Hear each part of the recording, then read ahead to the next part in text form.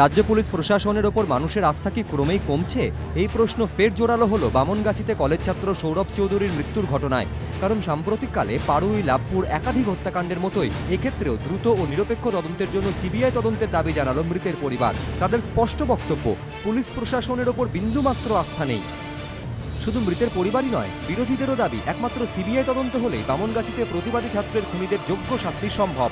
রাজ্য পুলিশকে দিয়ে তা হবে না। এদিকে তদন্তে নেমে পুলিশ জানতে পেরেছে কিছুদিন আগে রাস্তার আলো নিভিয়ে দেওয়া নিয়ে সৌরভের সঙ্গে অভিযুক্ত শ্যামলের ঝামেলা হয়। বেআইনি কাজকর্মের জন্য শ্যামলরা রাস্তার আলোগুলি ভেঙে দিতে বললে তার প্রতিবাদ করেন সৌরভ এবং তার বন্ধুরা। দুপক্ষের মধ্যে হাতাহাতি হয়, শ্যামল এবং তার সঙ্গী আহত হয়। শ্যামল পলাতক হলেও তার আহত সঙ্গীকে গ্রেফতার করেছে পুলিশ। সৌরভের ওপর সেই ঝামেলার প্রতিশোধ নিতেই শ্যামল হামলা চালায় কিনা তা খতিয়ে দেখছে পুলিশ।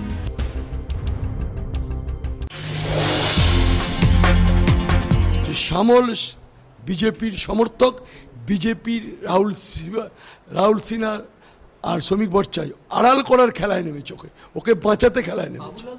সে হলো কুখ্যাত সিপিআইএমের ওখানকার নেতা বা কুখ্যাত সমাজবিরোধী বাবুলালের লোক। এটা নতুন করে বলার কি আছে? কোনো বলার নেই। সমাজবিরোধী উৎপাদন আমরাই বন্ধ করি। পুলিশ করছে তো, দারুণ কাজ করছে পুলিশ, দারুণ কাজ করছে। প্রতিবাদী ছাত্র খুনের ঘটনায় ক্ষোভে ফুঁসছে বামনগাছি। সেই ক্ষোভের আগুনেই ঘি ঢেলেছে রাজ্যের খাদ্যমন্ত্রী তথা জেলা তৃণমূলের পর্যবেক্ষক জ্যোতিপ্রিয় মল্লিকের এই মন্তব্য। সৌরভ চৌধুরী খুনের ঘটনায় অভিযুক্ত এখনো অধরা। পুলিশ এখনো বলছে তল্লাশি চলছে। নিহত সৌরভের পরিবারের সদস্যরা বারবার অভিযোগ করেছেন অভিযুক্ত দুষ্কৃতী শ্যামল কর্মকার স্থানীয় তৃণমূল নেতাদের ঘনিষ্ঠ, তাই তাকে ধরছে না পুলিশ। স্থানীয় বাসিন্দাদের মুখেও শোনা গিয়েছে প্রশাসনিক নিষ্ক্রিয়তার একই কারণ। স্বাভাবিকভাবেই এইসব অভিযোগ অস্বস্তি বাড়িয়েছে শাসক দলের। আর তারপরই ড্যামেজ কন্ট্রোলে নেমেছেন জ্যোতিপ্রিয় মল্লিক। কিন্তু অভিযোগ অন্যের ঘাড়ে চাপাতে গিয়ে তিনি সিপিএম থেকে বিজেপি প্রায় কাউকেই বাদ রাখেননি, যার ফলে শুধুই বেড়েছে বিভ্রান্তি। জ্যোতিপ্রিয় মল্লিকের এই বিভ্রান্তিমূলক তত্ত্ব কিন্তু একেবারেই মানছেন না বামনগাছির বাসিন্দারা। বরং তাদের সাফ কথা, অভিযুক্ত শ্যামল কর্মকার শাসক দল তৃণমূলেরই নেতাদের ছত্রছায়ায় আশ্রিত। কি বক্তৃতা করছে? কোন ভদ্র সন্তান ওই কথা বলতে পারে?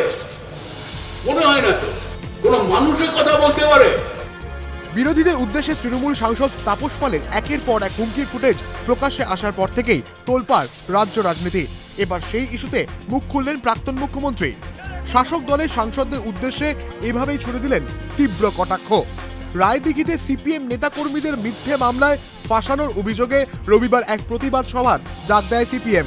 সেখানে হাজির ছিলেন বুদ্ধদেব ভট্টাচার্য। সভা থেকে তৃণমূলের তীব্র সমালোচনা করেন প্রাক্তন মুখ্যমন্ত্রী। তার দাবি, কেউ পুলিশকে বোমা মারতে বলেছেন, কেউ প্রকাশ্যে খুনের কথা কবুল করেছেন। পুলিশের সামনে এসব হওয়া সত্ত্বেও কোনো ব্যবস্থা নেওয়া হচ্ছে না। অন্যদিকে মিথ্যে মামলায় ফাঁসানো হচ্ছে বামেদের। নেইমার নেই, বিশ্বকাপের সেমিফাইনালে কে করবে সেলেকাওতে হয়ে গোল, কে বুনবেন আক্রমণের বুনট, সেই ভাবনায় রাতের ঘুম উড়ে গিয়েছে ব্রাজিল কোচ স্কলারের।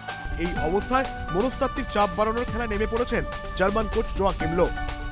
সেমিফাইনালে আগে লোয়ের দাবি ব্রাজিল নয়, তারাই আন্ডারডগ সেমিফাইনালে, কারণ ঘরের মাঠে খেলার সুবিধা থাকবে সেলেকাওদের সঙ্গে। লোর দাবি কিছুতেই মানতে নারাজ ফুটবল বিশেষজ্ঞরা। তাদের মত, পুরোধার বুদ্ধিসম্পন্ন জোয়াকিম লোর এটা নতুন ফর্মুলা।